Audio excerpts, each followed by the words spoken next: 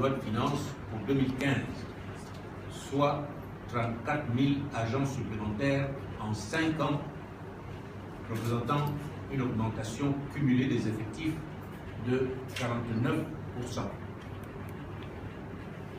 Il faut savoir aussi que ces recrutements additifs ont concerné principalement les forces de sécurité davantage que les administrations telles que la santé ou l'éducation. L'audit de la fonction publique, dont on attend toujours les conclusions, avait été, souvenez-vous-en, avait été abusivement présenté en 2009 comme inédit dans notre pays, alors que le Gabon en avait déjà réalisé 2 auparavant, sans en publier non plus les résultats.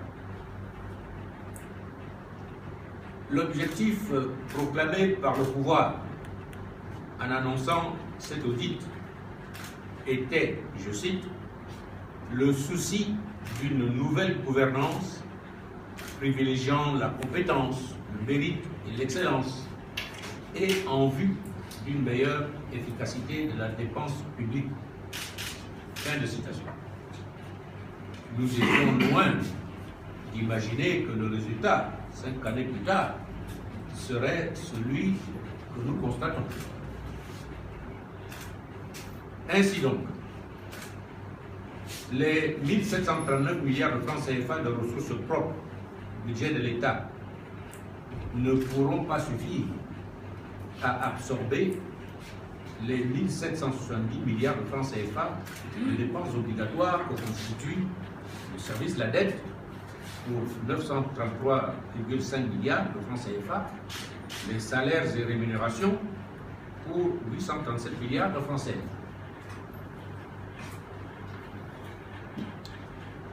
Concernant les biens et services, les dépenses au titre des achats de biens et de services pour le fonctionnement de l'État sont passées de 200 milliards de francs CFA environ en 2009 à 380 milliards de francs CFA dans le budget 2015, soit une augmentation de 90% en 6 ans. Cette explosion des dépenses de biens et services illustre le dérapage des finances publiques au cours de cette période. C'est particulièrement le cas pour la Cour constitutionnelle, 1,2 milliard de francs CFA en 2009 et 6 milliards de francs CFA en 2014, soit une augmentation de 402%. C'est aussi le cas pour la présidence de la République, 8,7 milliards de francs CFA en 2009 et 22,5 milliards de francs CFA pour 2014, soit une augmentation de 159%.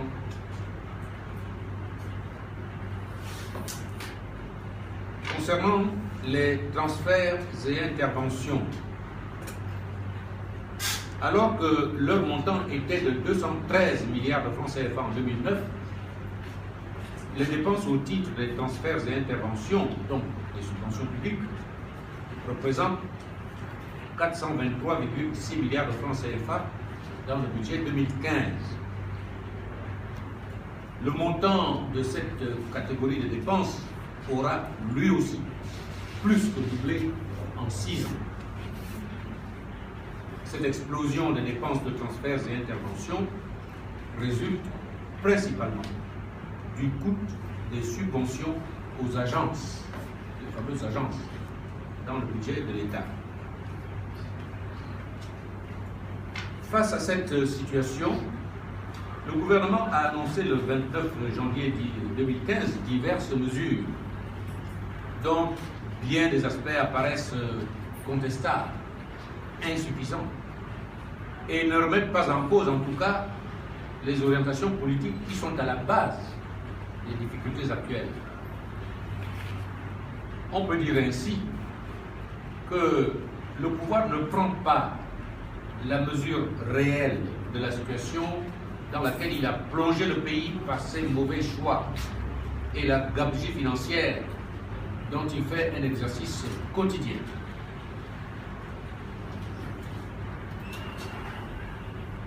Depuis son établissement par la fraude et la force des armes, le pouvoir n'a eu de cesse de mentir au peuple gabonais et aux partenaires de notre pays sur la réalité de la situation de gestion de nos finances publiques.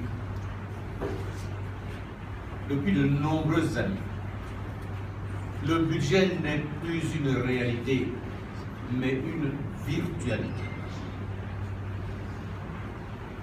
Le vote de la loi de finances, l'exécution du budget de l'État, la tenue des comptes publics n'obéissent plus à aucune règle. La Cour des comptes est devenue l'ombre d'elle-même et ne remplit plus sa mission de contrôle de l'exécution du budget et de la gestion des deniers publics. En violation flagrante et constante de la Constitution, notamment en son article 48, la loi de règlement qui devrait sanctionner la gestion du budget n'est plus jamais présentée au Parlement pour son adoption. En des termes très clairs, en matière de gestion des finances publiques, le Gabon est passé de l'état de droit à l'état de fait. Le constat est là. Il s'impose à nous. Le mécontentement est général. Il se traduit par des grèves dans pratiquement toute l'administration. Et le secteur privé n'est pas en reste. Les licenciements et mises en chômage technique se pratiquent en masse dans de nombreux secteurs de l'activité de production, notamment le BTP et le secteur pétrolier. Les entreprises et les travailleurs gabonais sont livrés à eux-mêmes, le pouvoir se révélant incapable d'apporter des réponses adéquates à cette situation dont il est en partie responsable. Il n'est pas peu de dire que le Gabon sombre dans l'incertitude et l'aventure. L'Union nationale attire solennellement l'attention de la communauté nationale dans toutes ses composantes sur les conséquences de cette alarmante situation économique et budgétaire dans laquelle notre pays se trouve. La vérité est là.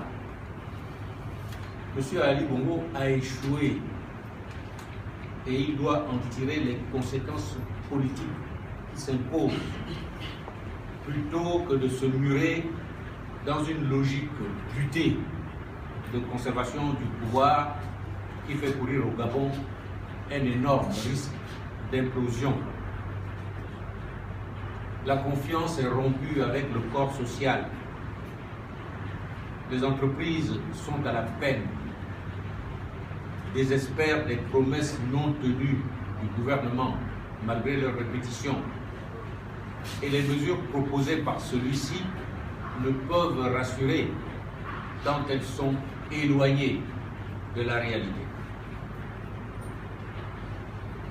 Pour l'Union nationale, cette crise financière devra servir à mieux rationaliser les choix budgétaires de l'État pour orienter les ressources vers les actions prioritaires de développement et de bien-être du citoyen, pour maintenir les engagements budgétaires qui leur sont alloués. Ces actions, ces domaines prioritaires, vous les connaissez: la santé, l'éducation, formation, le logement, la prévoyance sociale, la sécurité nationale, la décentralisation, l'environnement. Dans ce sens, la situation commande que des mesures financières d'urgence soient prises afin de permettre au pays de limiter les effets immédiats de cette crise. Dans le temps, des réformes de structure sont nécessaires pour préserver les grands équilibres macroéconomiques des effets de la crise. Au titre des mesures d'urgence, l'Union nationale appelle à prendre des mesures de réduction des dépenses et de mise à disposition de toutes les ressources publiques permettant l'ajustement de la dépense aux prévisions de recettes. La gestion du budget de l'État s'apparente finalement à la gestion du budget d'un ménage. Si vous gagnez 1000 francs, il faut dépenser 1000 francs. Si vous gagnez 1000 francs et que vous voulez dépenser 1500 francs, forcément, vous aurez des problèmes. C'est un peu ce qui arrive à notre pays, du fait de la carence et de l'incompétence de notre gouvernement. Il s'agit donc de combler un déficit de 1300 milliards de francs CFA environ. Au nombre de ces mesures d'urgence, nous mentionnerons la vente de tous les biens immobiliers acquis avec l'argent du contribuable à l'étranger depuis 2009, notamment en France, en Angleterre, aux États-Unis. La vente du Boeing 777 présidentiel, dont l'entretien grève lourdement les finances de l'État, ainsi que la limitation des voyages présidentiels aux obligations internationales du Gabon. La diminution drastique du train de vie de l'État, notamment à travers la suppression des agences créées depuis 2009 et qui grèvent lourdement le budget de l'État sans effet positif significatif sur la mise en œuvre des politiques publiques. La suppression du système parallèle de rémunération forfaitaire dont bénéficient les agents des cabinets ministériels et politiques. La suppression des contrats des contractuels hors statut et leur mutation, si besoin est, en contrat statutaire. La suppression des contrats des consultants nationaux ou internationaux identifiés sous la dénomination SPI ou SPG qui participent à servir des rémunérations extravagantes lorsque ce ne sont pas des services spécieux, je dis bien spécieux, très éloignés de l'intérêt public, à la présidence de la République, à l'Agence nationale des infrastructures et des fréquences, pour un montant de 9 milliards en 2014. La diminution des budgets des institutions, particulièrement le budget de la présidence de la République, de la Cour constitutionnelle, du Sénat, de l'Assemblée nationale, du Conseil économique et social, du Conseil national de la communication, de la Sénat et de la Commission nationale de lutte contre l'enrichissement illicite. La réduction des coûts de fonctionnement des palais présidentiels de Libreville et de l'intérieur, qui ne servent que une ou deux fois par an. L'arrêt immédiat des travaux de la marina du port Molle, qui n'est qu'une extravagance et non une priorité de développement. L'arrêt immédiat des travaux de construction du golfe, du zoo et du palais entrepris à la Cité de la démocratie. La mise à la disposition du Trésor public des ressources du Fonds souverain de la République gabonaise, qui est réputé avoir reçu 261 milliards de francs CFA en 2011, 14,3 en 2012, 20 milliards en 2013 et 2014, soit au total 315 milliards de francs CFA.